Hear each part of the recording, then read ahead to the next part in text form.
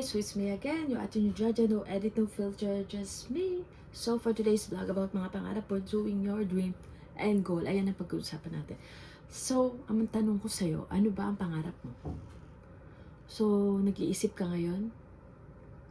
Ganyan din ako. So, ayan, nakaka-relate naman ako dyan. So, tatanungin kita, may pangarap ka ba? Nag-iisip ka. Kung napanood mo to, so this is your sign na mag-isip-isip ka na kung may pangarap ka ba. So, naiisip mo ba yung mga family mo? Naiisip mo ba yung mga future mo pala? Naiisip mo ba yung future self mo? After 10 years, ano ba ako? Naiisip mo ba yung family mo kung nasan kayo ngayon? Nakikita mo ba yung bahay nyo? O nakikita mo ba yung self mo? Nakikita ka pa rin? So, kung ikaw ang panganay or bunso or whatsoever, baka ikaw yung chance ng family mo. So, kailangan may gawin ka. Wala ka sa ngayon maisip na pangarap, medyo lost ka, medyo nawawala ka, hindi mo alam kung anong gagawin mo sa life mo. First, mapapayo ko sa'yo, you have to pray. Lord God, ask Him, pakita mo niya sa yung vision mo, na makita mo, and tanong mo sa Kanya, ano ba talaga yung pangarap ko? Ano ba ang pangarap ko? Ano ba ang hilig ko? Saan ba ako magaling? Please, tulungan nyo naman ako. Ganyan. Kasi ganyan din ako before. Ang dami ko sinubukang business. Ang dami-dami. Lagi ako nalulugi, whatsoever, ganyan. But then I found out that magaling pala ako sa pagbebenta. Magaling pala ako sa pagsisell ng items. And nakita ko yun. Pero nasayang lang yung mga nag-start yun sa pandemic. I found out that magaling pala ako mag-sell ng items through live, online. Ikaw ba, ano yung pangarap mo? Magaling ka bang kumanta? Magaling ka bang sumayaw? Magaling ka ba sa pagluluto? Gusto mo bang mag-artista? Gusto mo bang mag-vlog? So, if may mga gusto mo bang maging theater actress or gusto mo ba? Anong gusto mo? Tanungin mo sa sarili mo. And then, kapag nalaman mo na yung pangarap mo, gusto mo bang mabago yung buhay mo? Gusto mo bang bigyan ng magandang buhay yung pamilya mo? Yung mga, habang tinitingnan mo yung tatay at nanay mo, na naglalaba yung nanay mo, yung tatay mo nagbubukid, or yung tatay mo nagta-tricycle driver. Gusto mo ba silang makita na nakatira sa malaking bahay? Gusto mo ba silang makita na sumakay sa sasakyan, marigaluhan sila ng gusto nila, makita mo sila na may ngiti sa mga labi? Kasi ako gusto ko yun. Gusto ko makita yung nanay ko na masaya. Before, kala ko magpapasaya sa nanay ko yung mga gusto ko. Pero minsan tanungin mo sila, ma, ano gusto mo? Kung ano yung magpapasaya sa'yo, masaya na rin ako. Kasi, ang importante naman yung masaya sila, di ba? Masaya sa puso yung nabibigay mo yung gusto ng pamilya mo. And para ka na rin nanalo sa loto, di ba? So, ikaw, tatanungin kita, ano ba yung pangarap mo?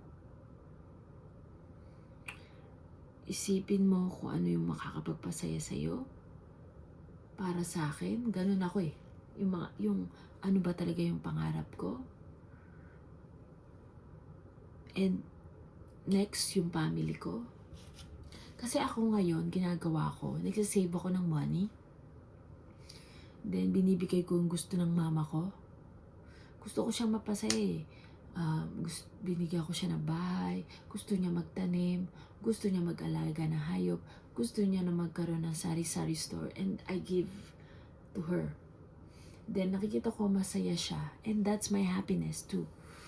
And then after that, ako naman, ngayon gusto kong gawin, gusto kong mag-business. And I'm working on that.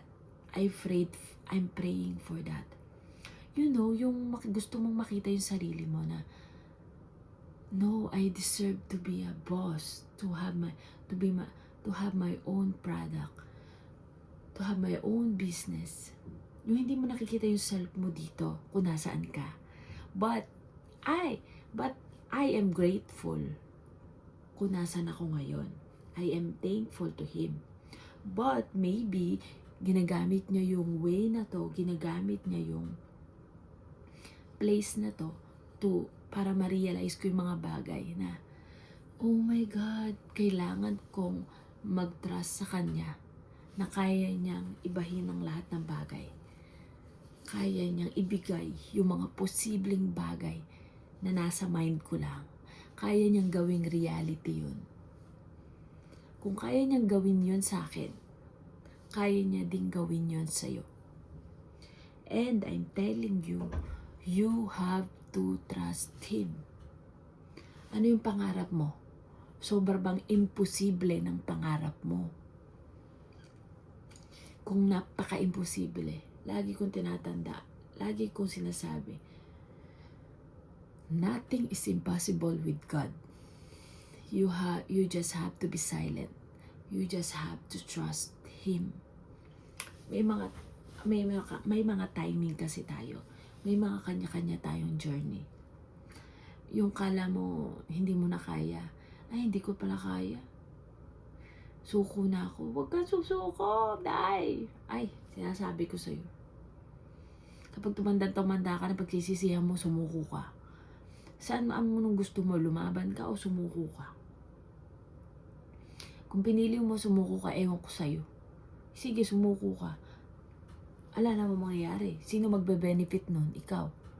Pero pag hindi ka sumuko, nagpatuloy ka, sino ba magbe-benefit nun? Kapitbahay mo? Hindi, ikaw. You only live once. Ano bang gagawin mo? Give your best shot. Dream big. Sa ngayon, nahihirapan ka. Parang feeling ko hindi ako belong dito. Parang feeling ko, nagtitinda ako, nag-online live selling, or may ginagawa akong something for myself.